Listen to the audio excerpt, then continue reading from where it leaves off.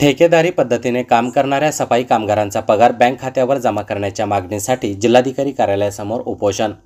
जालना शहर महानगरपालिकेत सफाई कर्मचारी म्हणून काम करणाऱ्या ठेकेदाराच्या सफाई कामगारांचा पगार त्यांच्या खात्यावर जमा करून त्यांचा पीएफ कापण्यात यावा, या मागणीसाठी मंगळवार दिनांक 13 ऑगस्ट 2024 रोजी दुपारी 1 वाजेपासून जिल्हाधिकारी कार्यालयासमोर कामगार महिलांनी उपोषण सुरू केलंय।